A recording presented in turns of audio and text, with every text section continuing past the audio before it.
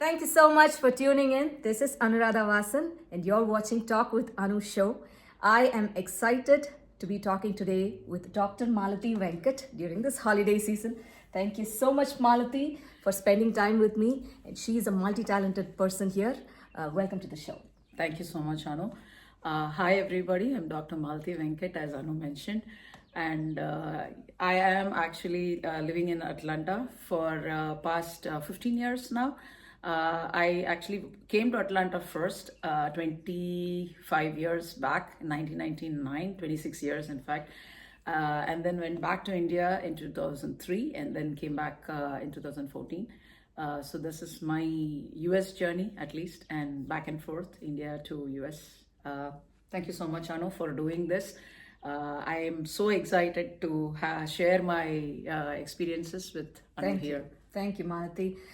So when people hear your journey, science, art, sports, music, karate, so they often say, wow, how do you describe yourself? She's a multi-talented person, and that's the reason I'm talking here, because she is inspiring many people out there. Thank you again. Actually, I have not seen it that far. In fact, so when you say this way or people ask me like this, definitely it does sound a little too much, in fact. But yeah, I'm passionate about so many things, and whatever I see, I'm so interested that I have to learn it. And I have to kind of, deep dive into it, if possible, as much as possible, at least. Yes. So that's how I think I consider myself that much into so many interests in myself. Excellent. Yeah. Beautiful explanation there. And we are actually standing right in front of one of Malathi's art. We are going to talk a lot more about her art specializations. So this is a Tanjore painting, how beautiful it is. Thank you, Malathi, once again. So you hold a doctorate. Yes. She's Dr. Malathi Venkat. And what inspired you to choose this field? Tell us about it. Okay, so given in my generation, especially having studied in India, my first preference, even otherwise, was going into medical field. I wanted to become a doctor. Medical doctor. I did try many things. In fact, I was also shortlisted for AFMC, which is Armed Forces Medical College. And in those days, even though in my generation is not well known for South Indian women, especially to go into medical, army medical, my father did agree to all that. But unfortunately, I was shortlisted but did not get into the medical college. Similarly, in many other medical colleges, I was shortlisted, but I did not get into it. So it has always been my passion, as well as, my desire to help people, in fact. So that was the main reason, in fact, I wanted to go into medical. And of course, in one small way, it was also my mother's desire that I have to go into higher studies, because that was one lack which she had. She could not. And because I did not get into the medical doctor, I said, okay, fine, I have to get some doctor. So which is what actually was inspiration for me to go into the doctorate field. Excellent. Having a doctorate in chemistry, Dr. Malathi has taught students in college, and now she is teaching many students in chemistry. Thank you for doing that. Do you want to share about it, Malathi? Sure. See, as a teacher, of course, I have been a teacher of art as well as chemistry. But I would say that everywhere, as a teacher, my best reward is when my student does the best, actually. Okay. More than money and everything, at least for me, the satisfaction I get is actually from when my students really, like, for example, if the student is like coming that they have failed, and so they are coming for tutoring from me, and they end up getting like an 80 or a 90. Marks don't matter, but still when they do really well and they progressed in the subject because of me, that is the best reward, and that joy and that satisfaction can be completely unmatched with anything else. Beautiful explanation there from a chemistry teacher here. Do you see any connection between science and creativity in your life? See, actually, I would say that science and creativity is definitely intertwined, because creativity actually helped probably in even my PhD days, where we have to think creatively, right, to innovate something. Obviously, if you practically see, any research student or any research person is not going to be like innovating completely something new, because obviously not everybody is a Nobel Prize winner. So we are kind of, modifying something which is existing, or we are trying to do something new which is already there and changing them. For to do that, obviously we have to have some creative thinking to modify, modulate, whatever, like add, remove, those kind of things. So definitely that has been a part and parcel of my life throughout. Excellent. Check out one of her paintings here. This is the latest painting that she said she was doing it last night and she finished it. It's a picture of Shiva and Parvati. I'm excited to talk about this. Malathi, tell us all about you. You specialize in traditional art forms like Tanjore and Madhubani. How did your art journey begin? Yeah, so the one you showed just now is actually the Madhubani style painting.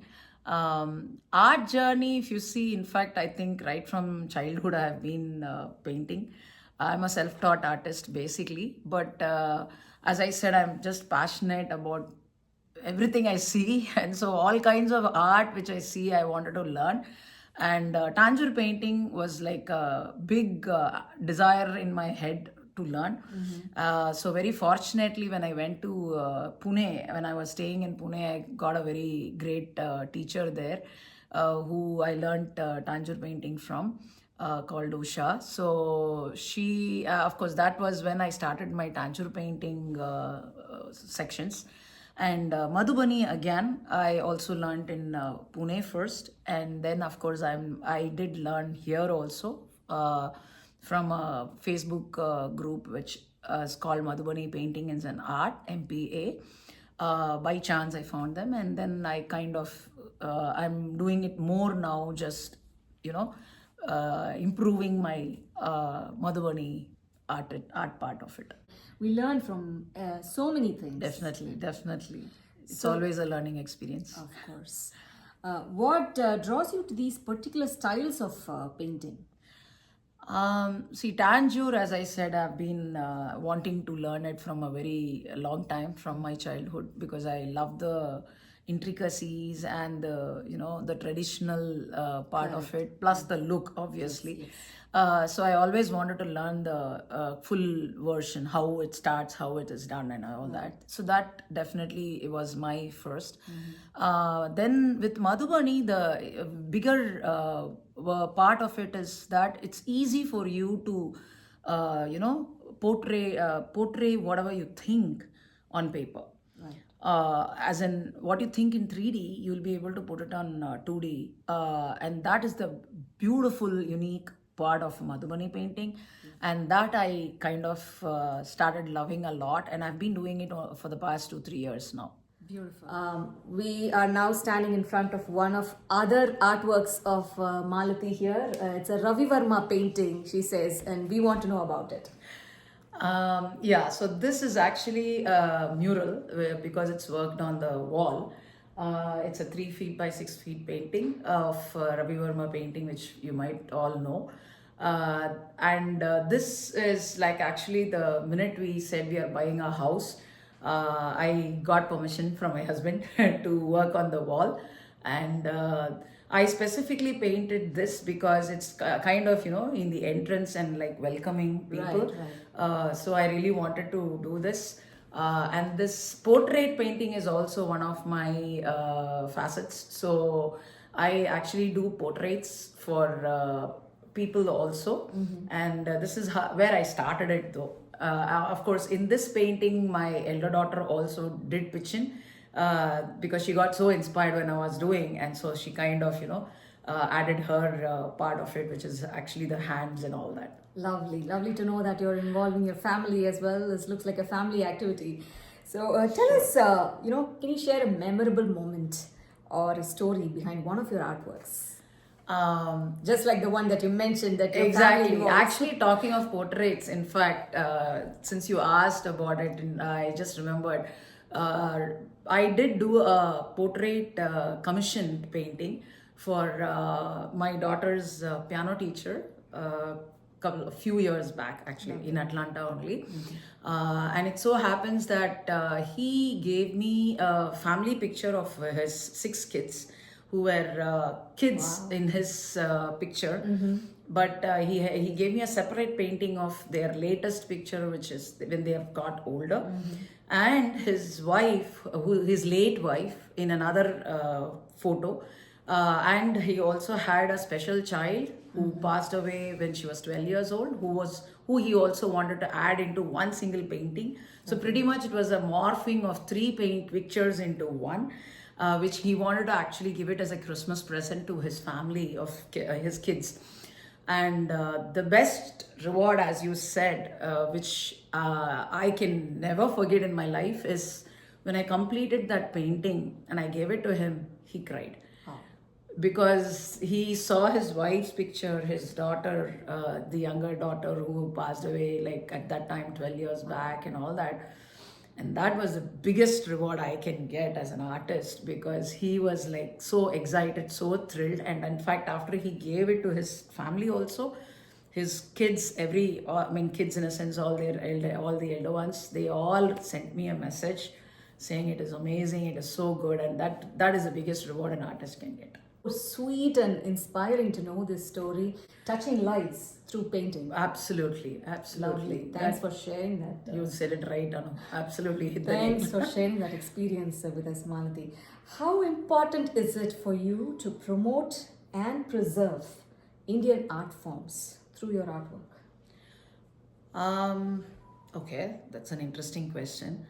So basically, there are a lot of artists being, or rather, I would say, like art in every form is promoting any culture, right? It can be any Indian, any culture. Of course, we being Indians, we kind of do more of Indian art. But when it comes to promoting the art, definitely it's very difficult. And because the value for art is still, even though there are so many technology and a lot of things being progressed in life, even now artists and art is not being encouraged as much as it should be. That is my at least my viewpoint. And so definitely I feel that it's in my case at least, it's kind of a one-stop shop. So where I can kind of teach any form of art, and so that can be a motivation and people to learn art of different forms in one place. Beautiful. So that's the way I feel that I can promote this artwork. Absolutely. I'm showcasing few other paintings of Malathi here. Madhubani art. Yes. Such a beautiful environment here, observing her paintings. Tell us about the art therapy that you were talking about, Malathi. Yeah, that is something which I just started now. In fact, I am still continuing to do it. So I'm actually, since I said already that I have been doing artwork right from childhood. Recently, I've been seeing that a lot of this mental illness and depression and all those things are creeping up more.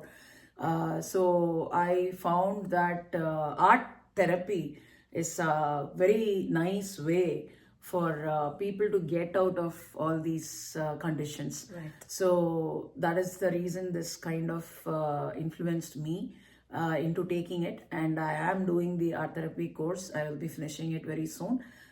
Because since I know the art part of it already, I thought, I can work on the therapy part of it and help people in that way too. Brilliant. Dr. Malathi is also a internationally certified life coach.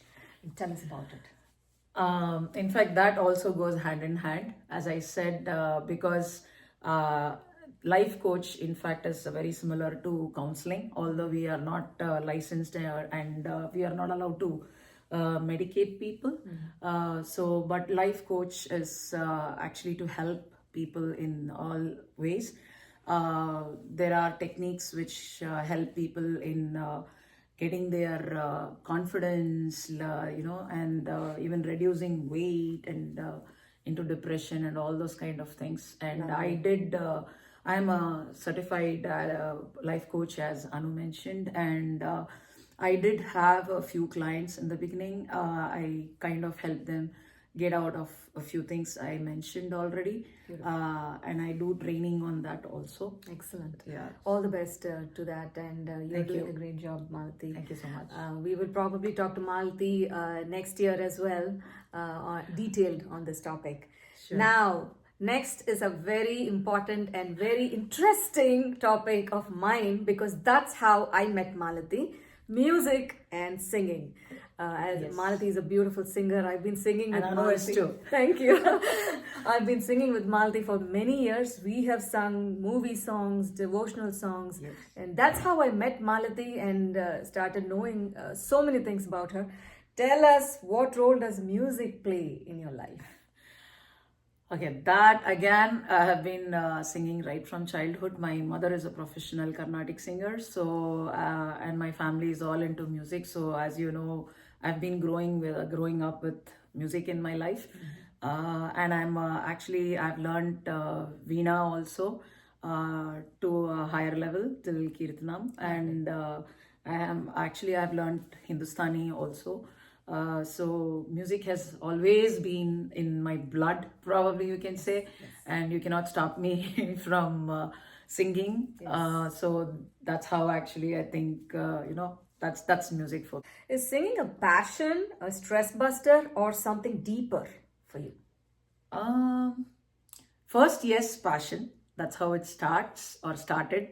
But if you call it otherwise, all these jargons which we have been put in our heads these days as a stress and depression or whatever.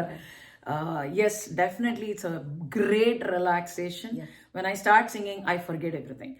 In fact, even yesterday, a few days back, I was like kind of generally, singing for a program, practicing for it, and I completely forgot where I was, what time it is.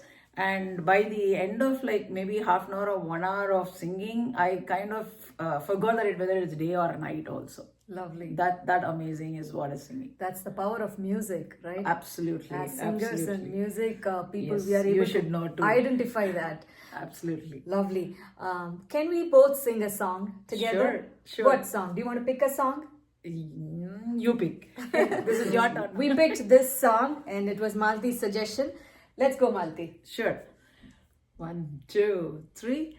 சின்ன சின்ன ஆசை சிறகடிக்கும் ஆசை முத்து முத்து ஆசை முடிந்து வைத்த ஆசை வெண்ணிலவு தொட்டு முத்தமிட ஆசை என்னை இந்த பூமி சுற்றி வர ஆசை சின்ன சின்ன ஆசை சிறகடிக்கும் ஆசை முத்து முத்து ஆசை முடிந்து வைத்த ஆசை.